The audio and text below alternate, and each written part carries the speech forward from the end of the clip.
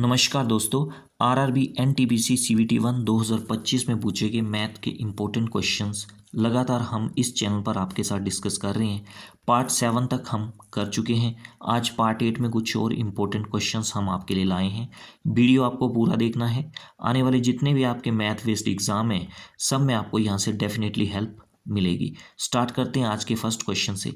इसमें बोला है वो कौन सी बड़ी संख्या है जिससे अगर हम 131 को डिवाइड करें तो रिमाइंडर 8 बचे, 91 को डिवाइड करें तो रिमाइंडर 9 बचे और 215 को अगर उस नंबर से डिवाइड करें तो रिमाइंडर आपका 10 बचे। तो देखो, आपने अगर रिमाइंडर नहीं बचाना है तो आपको क्या करना पड़ेगा, 131 में से 8 माइनस करवाना पड़ेगा, 91 में से 9 माइनस करवाना पड़ेगा और 215 में से 10 माइनस करवाना पड़ेगा।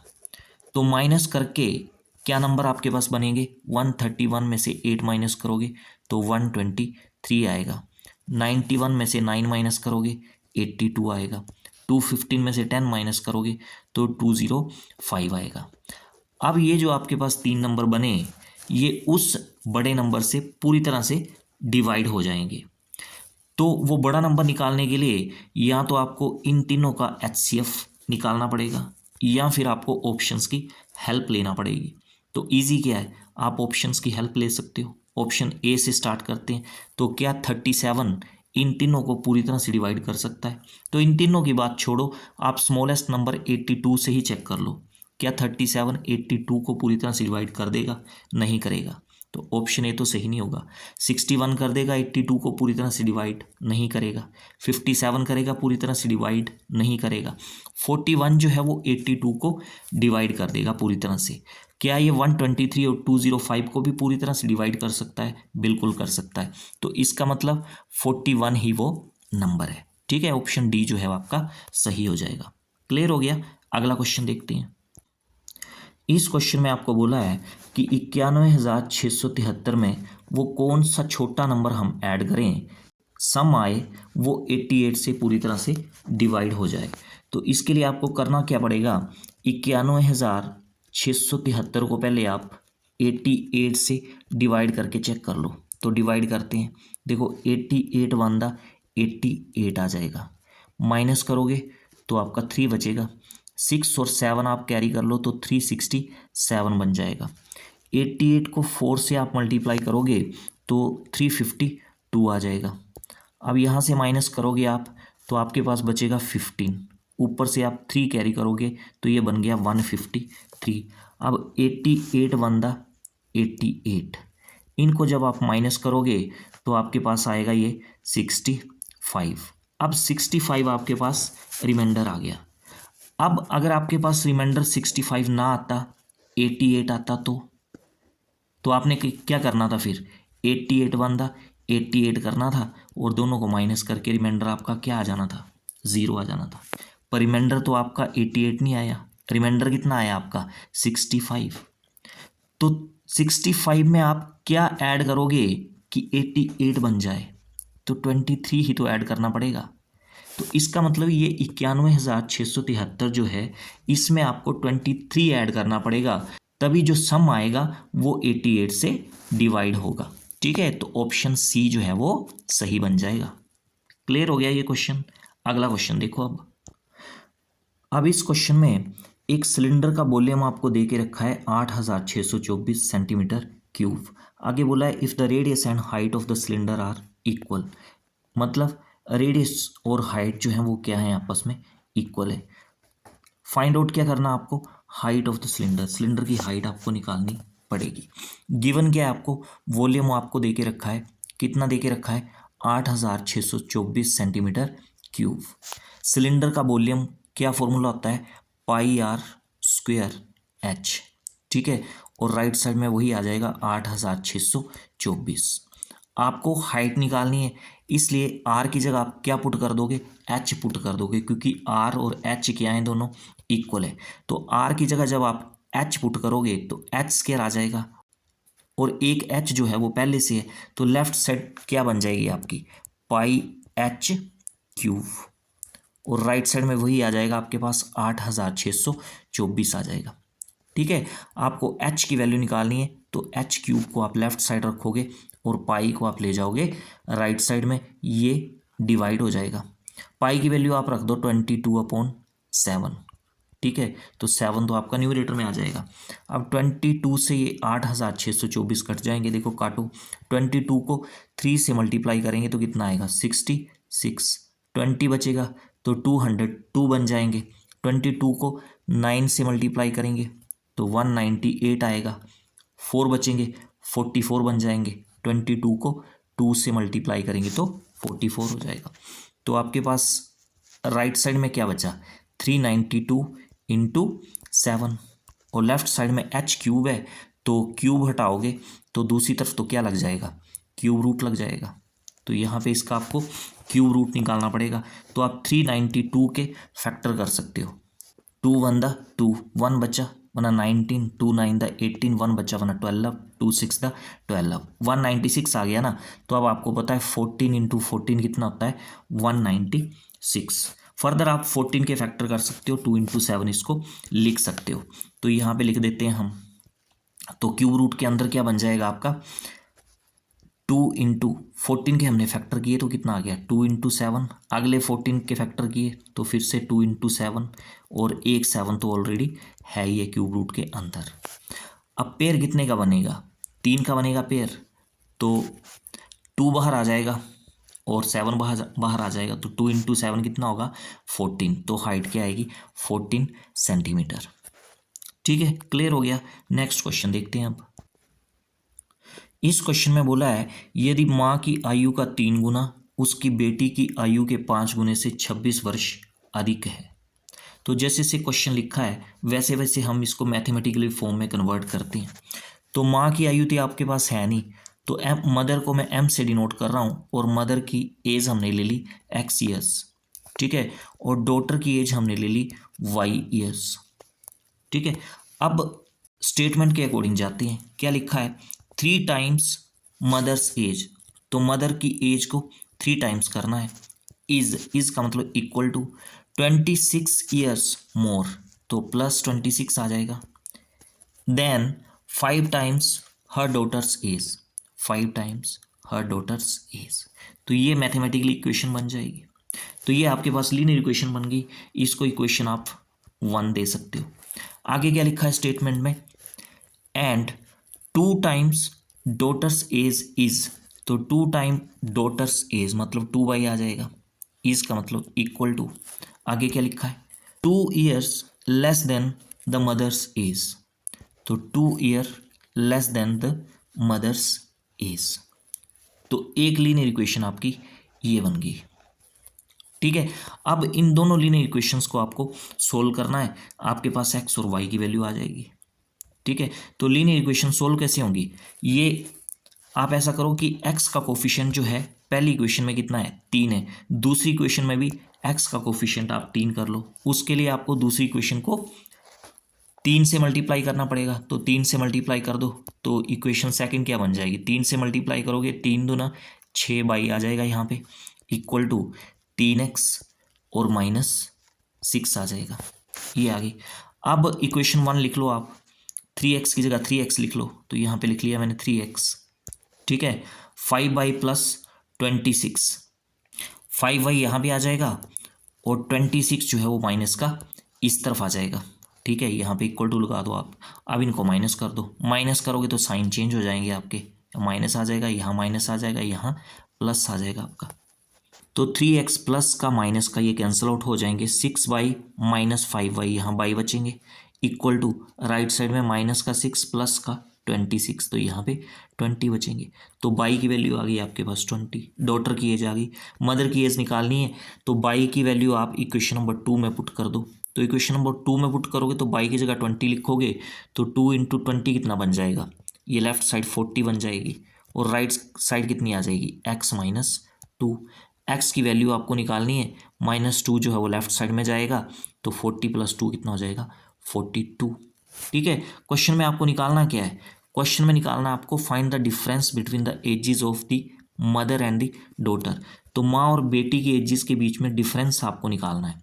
तो माँ की एज कितनी आ गई आपकी 42 ईयर्स और डॉटर की 20 ईयर्स, दोनों के बीच में कितना डिफरेंस है, 22 ईयर्स का। ऑप्शन डी आपका सही बन जाएगा।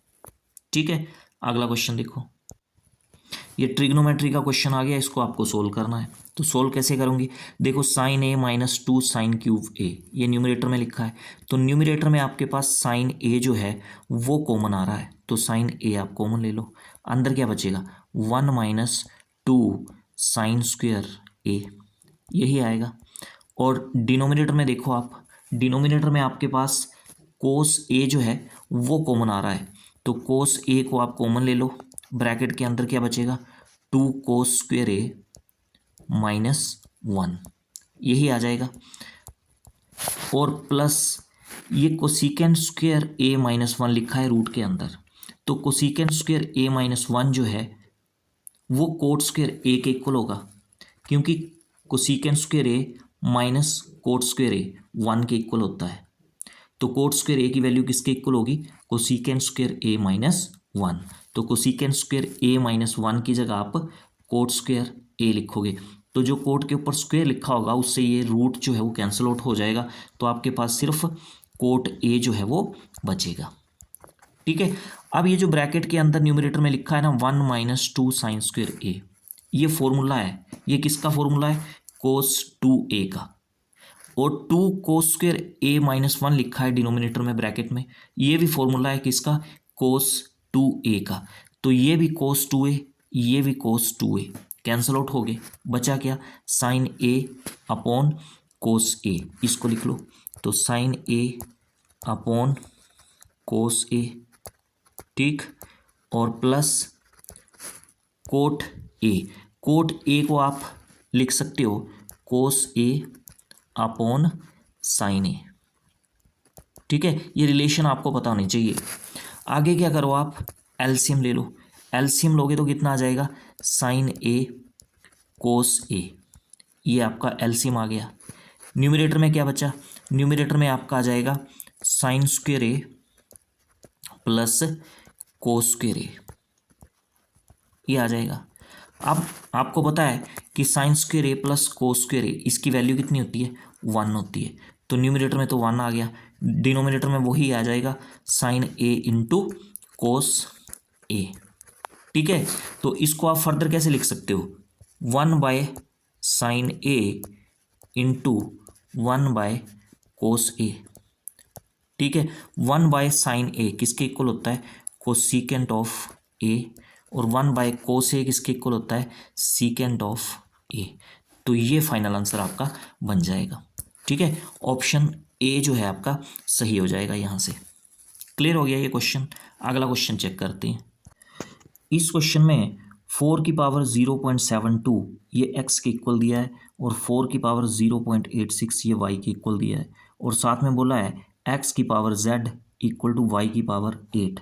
तो आपको z की वैल्यू निकालनी है। तो आपको एक एक्सप्रेशन दिया है x की power z equal to y की पावर 8।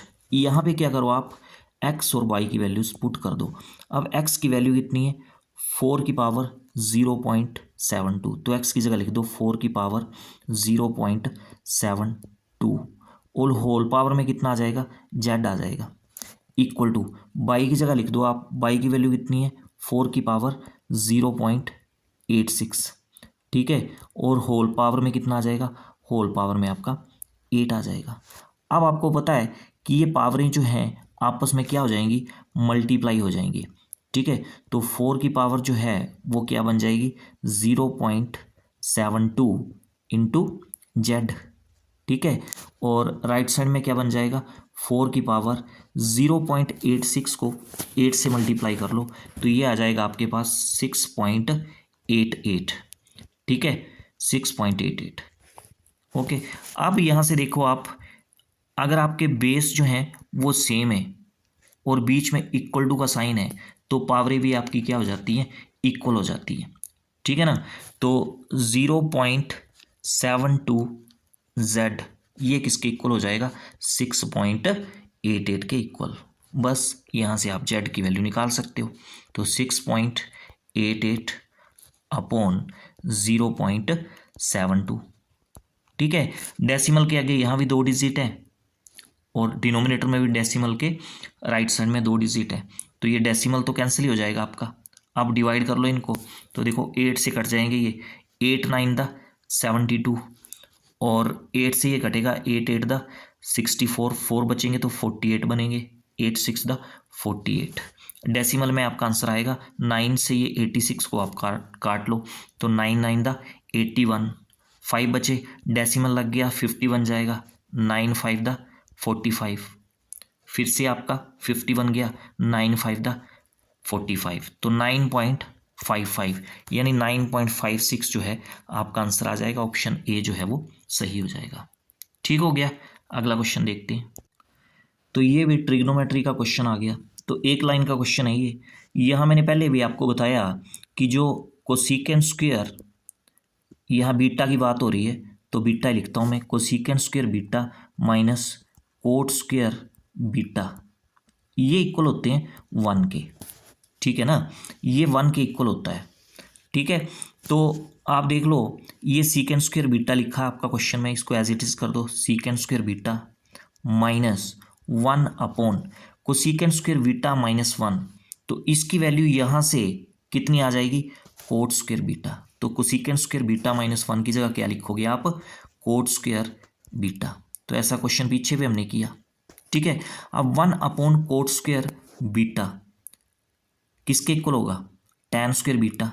तो आपके पास क्या बन जाएगा, secant square beta minus tan square beta. तो ये फिर से फॉर्मूला बन गया, secant square beta minus tan square beta किसके इक्वल होता है, 1 के। तो आपका आंसर जो है ऑप्शन सी आ जाएगा 1। ठीक है, अगला क्वेश्चन देखो। इस क्वेश्चन में आपको वैल्यू निकालनी है sine 90 minus x into cos of 180 minus Y minus x plus cos 90 minus x into sine of 180 minus Y minus x. तो ये सारा क्या है, ये फॉर्मूला है। फॉर्मूला कौन सा है, देखो फॉर्मूला ये साइन ए की जगह कितना है 90 माइनस एक्स, कोस बी की जगह कितना है 180 minus Y minus x plus cos A sine B. ये फॉर्मूला है आपका, और ये फॉर्मूला होता किसके इक्वल है, ये इक्वल होता है sine of A plus B. बस इस फॉर्मूले का यूज़ करना है, आंसर आ जाएगा आपके पास। तो वैल्यू पुट कर दो आप, साइन ऑफ ए की जगह कितना बताया आपको मैंने 90 माइनस एक्स प्लस बी की जगह कितना है 180 माइनस और ब्रैकेट में वाई माइनस एक्स, तो माइनस से ब्रैकेट ओपन करोगे आप तो कितना आएगा minus y plus x, bracket close कर दो।